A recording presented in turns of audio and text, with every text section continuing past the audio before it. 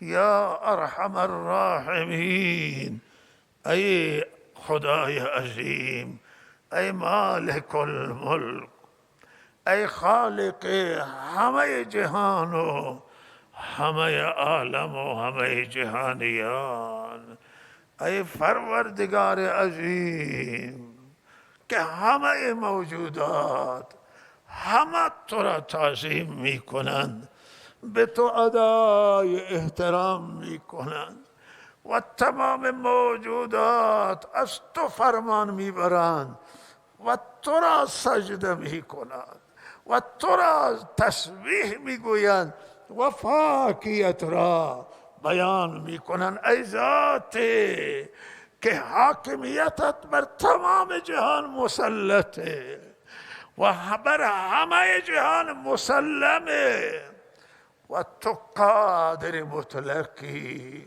و تو مهربانی. ای خدای مهربانی که رمضان آوردی، قرآن نازل کردی و یک شب را به از 1000 ماه قرار دادی.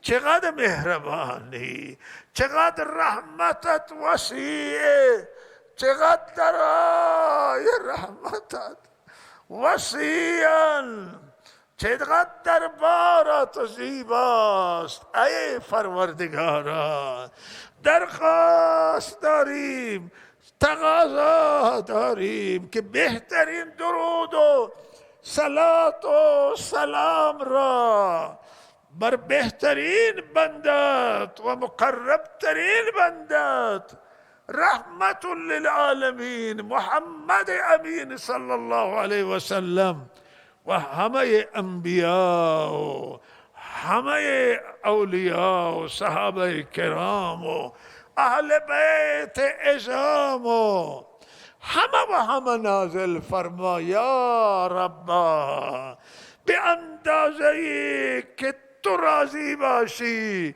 و محمد رسول الله خوشنود باشه، درود و سلام و برکات و رحمت را از جانب ما به آن حضرت نثار بفرما، به آن حضرت نازل بفرما.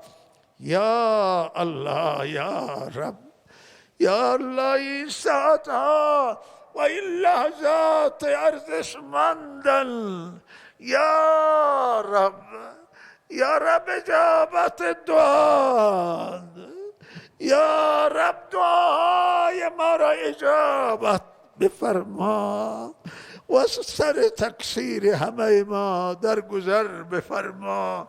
یا الله استغفار میکنیم، یا الله توبه میکنیم، یا الله از تو معافی میخوایم از گناه صغیره و کبیره و همه تقصیرات ما درگذر بفرما. ما را بیامرز و ببخش و رمضان را از ما مقبول بگردان و راضی بگردان.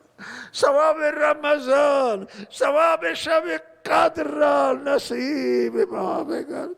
یا رب اجابت بفرما دعای ما را و ما را به دعات ناامید نکن، ما را از دربارت محروم نگردان. یا الله همه مشکلات کشوری ما را، همه مشکلات جهان اسلام را، همه مشکلات بشریت و انسانیت را یا رب به رحمتت بردار و مشکلات را حل کن. تنگنا و بنبستا را سر راه ما دور بفرما. یا رب ملت گرفتار مشکلات اقتصادی و معیشتی است. این ملت مشکلات های گوناگون داره. یا الله این ملت به مطالبهش برسان، به عدالت برسان، به آزادی برسان، به اقتصاد و معیشت قوی و کامله برسان. یا الله این پول ما را ارزشش را برگردان، ارزش ملی ما را، ارزش های ملی ما را در جهان یا الله به اعتبار بالا برسان، اعتبارهای از دست رفته را برگردان.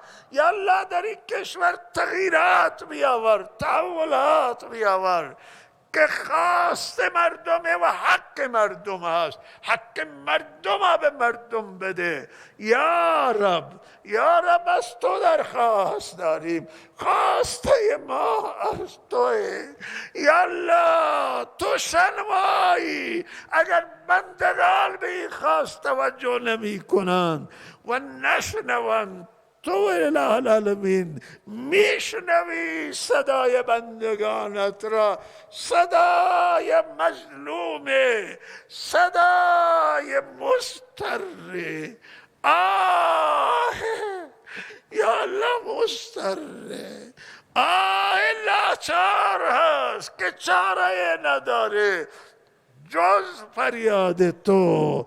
تو رسیدگی فرما، تو رسیدگی فرما، اجابت فرما یا الله. یا الله اجابت. همه مشکلات جهان اسلام حل کن، همه مشکلات بشریت حل کن، بشریت را به راه درست سوق بده، مسلمانان را بیداری عنایت کن، انسانیت بیداری، انسجام و بیداری الله به ملت ایران بده، به همه مسلمانان بده. عاقبت ما یا الله این رمضان ثواب کامل آنچه که به اولیاء الله دادی، آنچه که به مقربان و خاصانت میدی به ما عنایت فرما. مولانا محمد رابع ندوی حسینی یا الله یکی از علمای برجسته هند که وفات کردن، پروردگارا در بهترین رحمت ها جای عنایت فرما. روح بلند حضرت مولانا عبدالعزیز رحمت الله علیه و همه علما، همه مردم ما، مخصوصا شهدای جمعه خونین، شهدای همه ایران، یا الله بر همه شهدا رحمت هایت را نازل بفرما، مجروحین شفا، زندانی ها را آزادی، زندانی های سیاسی، علمای زندانی، دانشگاهیان و سیاست مداران زندانی، زنان زندانی، جوانان و نوجوانان، کودکان و همه طیفای زندانی را یا الله وسیله آزادی فرام فرما. عاقبت همه ما را به خیر فرما و اله العالمین. ثواب شب قدر نصیب همه ما بگردان. قبرستان های ما و مسلمین غریق رحمت فرما. ربنا تقبل منا انك انت السمیع العلیم و تب علينا یا الله. مسلمانان فلسطین اله العالمین به حق و حقوقشان برسان و اله العالمین. مشکلات بیت المقدس و مشکلات فلسطین، مشکلات همه جهان، هر جای مردم مظلومان در حقشون تجاوز شده، همه جنگ های دنیا را الله به صلح تبدیل بفرما و همه صاحبان حقوق را به حقشون برسان. و صلی الله علی سیدنا محمد.